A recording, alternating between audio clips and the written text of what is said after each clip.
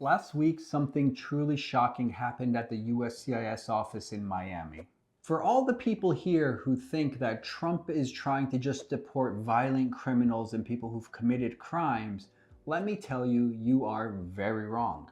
And just last week, USCIS did something that shocked me. Several people appeared at the USCIS office in Miami to attend their immigration interviews. I assume these interviews were for like I-130 family petitions or adjustment of status applications. And ICE officers detained several of the people who appeared at the interview. Not only did they detain them, but they later posted it on their social media, acting like they were the heroes. And what they wrote was that they detained 3 individuals, one of which had a removal order. That's fair game. I've warned that that could happen. That's not just a Trump thing. That's totally fair game. But the other 2 were a little shocking. One of them had overstayed a tourist visa. We'll talk about that in a second. And the third one entered the US without inspection. So of these 3, the one that shocked me the most was the person who entered the US with a tourist visa, because I do these cases all the time and the risk seems to be minimal. In fact, I've never seen a client detained at an immigration interview when they're applying for their green card after entering the US with a tourist visa. I've never seen someone detained when they entered the US without inspection. So they entered the US illegally and then they're eventually attending their USCIS interview. The conservative immigration crowd says things like, we don't hate immigrants, we just want you to come here legally. Do it the right way.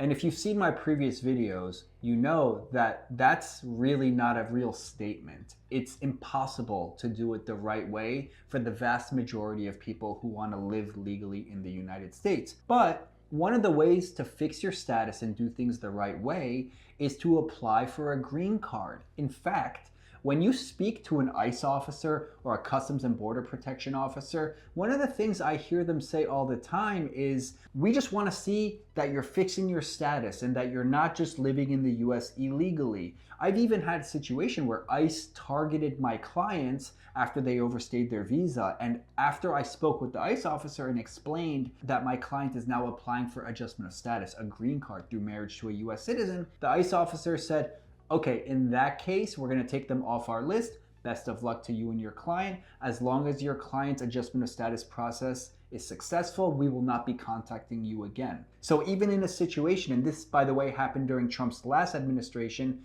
in 2018, even in a situation where ICE had encountered someone who had overstayed, they backed off once they realized that you had an application pending for a green card. But things seem to be different now. For ICE to go to a USCIS interview and arrest people who are applying to fix their status and to legalize their status and now do things the right way is a drastic departure from anything we've really seen in the past, especially for the person who entered on a tourist visa.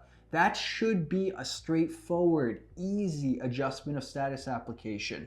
If you had asked me 2 weeks ago whether it was risky for someone like that to appear at a USCIS interview, my answer would have been no, of course it's not. You should definitely attend because it's way riskier to just live in the US without status or with something pending. You should definitely attend your green card interview and fix your status. That is clearly the right choice. But now it's all up in the air. Let me just take a moment with everything that I just said to say that my advice moving forward for people who entered on visas and who are applying for adjustment of status will not change. You should still apply for adjustment of status as soon as possible and attend your adjustment of status interview with USCIS.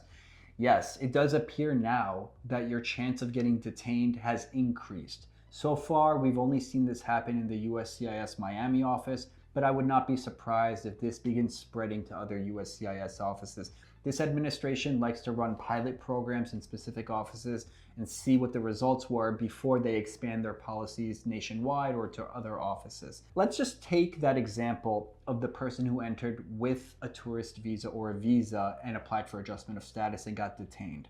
What can they do now? And I'm answering this because I know a lot of people who are watching this video are my clients who are in this situation and they have a green card application pending, or you might not be my client and you have a green card application pending and you're kind of freaking out right now.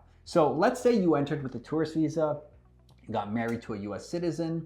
After your visa expired and you ended up overstaying, and then you applied for a green card, your adjustment of status through marriage to a US citizen spouse. You wait a year, USCIS schedules your interview, you show up to the interview, and while you're in the waiting room, ICE officers come up to you and arrest you.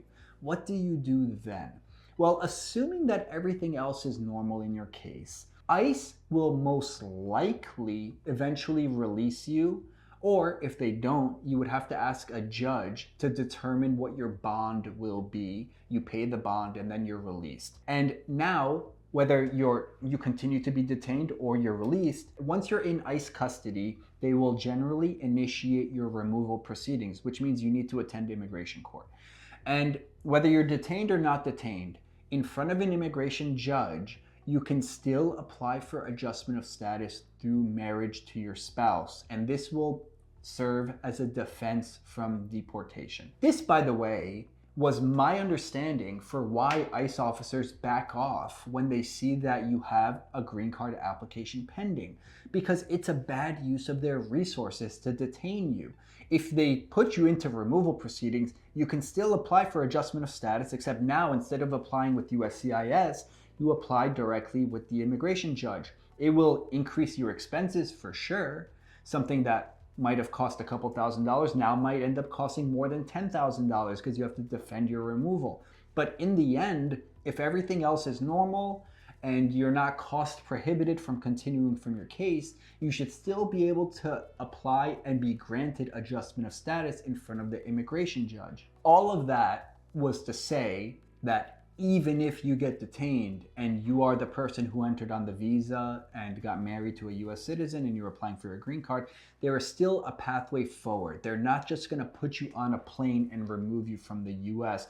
In fact, if you've been in the US for more than 2 years, it's very difficult to expeditiously remove you. You generally have a right to see an immigration judge, which is not a fast process. You're not just going to get summarily deported from the US in most cases, unless the Trump administration tries doing more illegal stuff, like invoking the Alien Enemies Act and trying to deport large groups of immigrants, which federal courts have now determined is unlawful, and that the Trump administration violated a court order by doing that. All right, guys, that brings us to the end of today's video. If you are going through the immigration process or you have any questions, you should schedule a consultation.